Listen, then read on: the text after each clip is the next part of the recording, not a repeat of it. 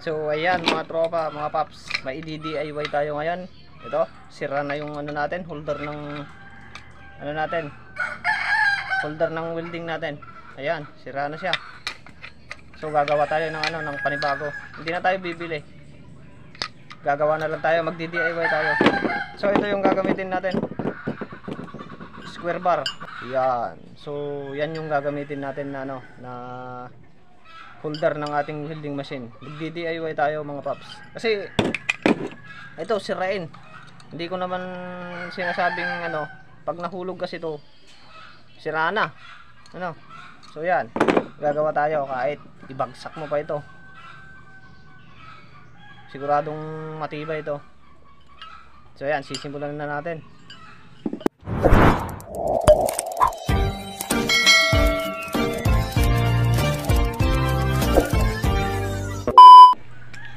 So ito, magsisimulan na tayo.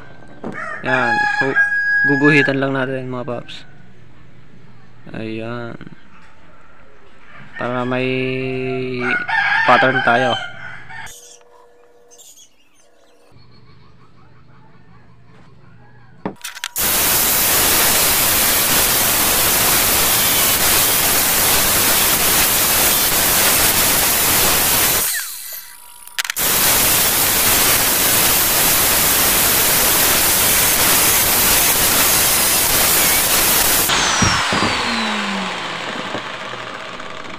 So ayan, pwede na nating UPN.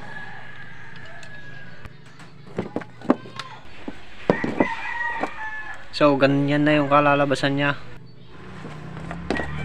Tapos lagyan natin ng parang ipin. Yan, ito yung lalagyan natin, dalawang plate na maliliit. So yan. Tapos tignan nyo tong ano, holder natin, wala na oh.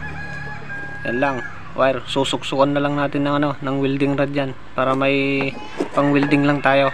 Kasi wala na tayong ibang gagamitin kundi dito.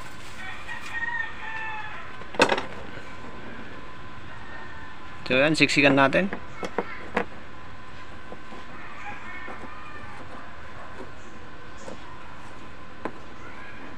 Yun. Oh, hanep. So, i-welding na natin.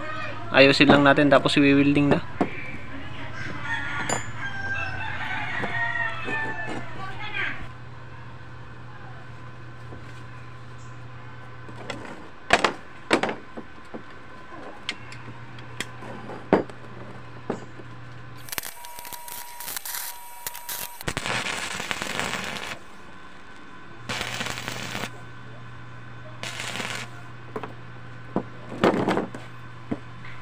Yan na yung kalalabasan niya.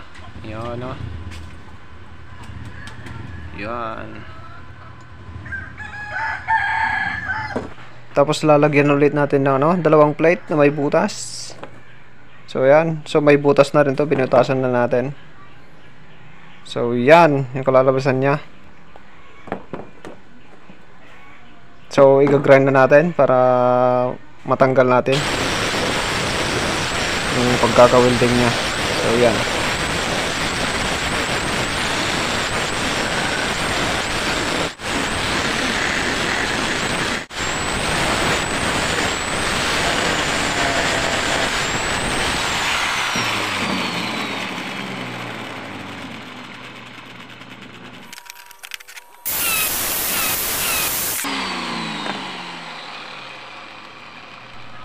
So yan na.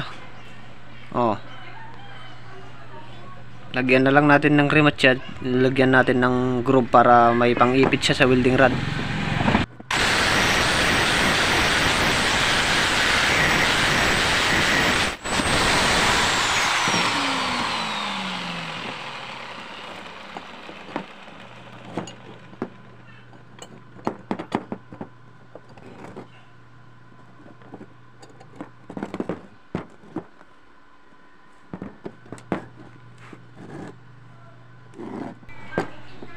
Tapos lagyan natin ng spring, yan o. Yan yung spring natin na ilalagay.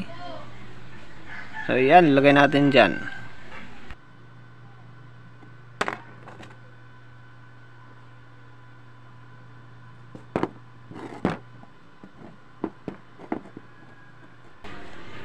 So yan, nailagay na natin.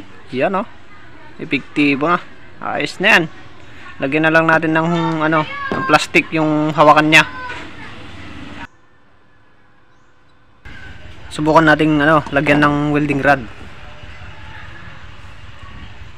So yan. Oh, hi. Ayos. Pagaganda. Matigas na, matigas pa. Yan.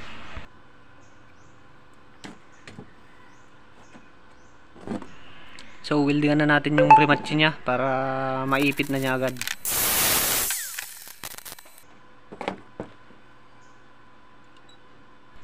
Ayan, okay na.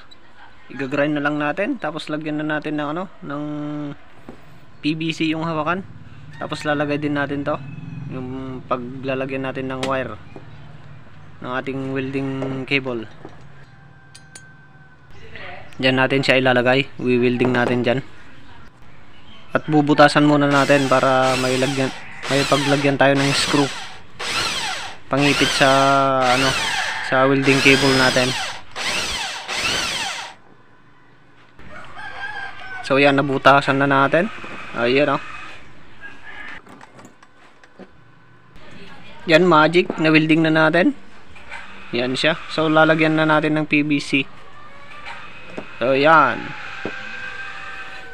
So ang gagamitin natin yung ano, yung basag na dating ano natin, ng dating holder natin. Yan, kasi wala tayong pwedeng ilagay na iba. So pagtitiisan muna natin na ilagay yan.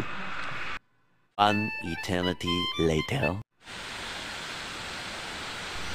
At yan, tapos na natin mga paps, mga tropa. Ayusin na lang natin yan. So wala nang problema yan pag natapos na. Pwede na nating subukan.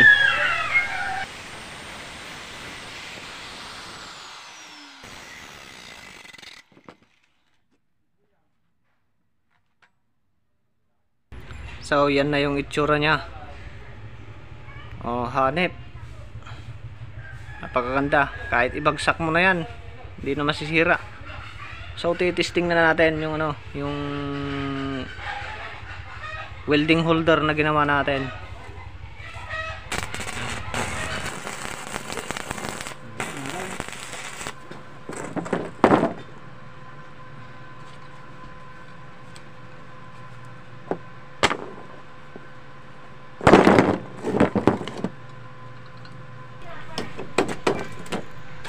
Yan, hanggang dito na lang yung DIY natin mga paps. Sa susunod ulit na ano, gagawa tayo ng tutorial. Magdi-DIY ulit tayo. Thank you.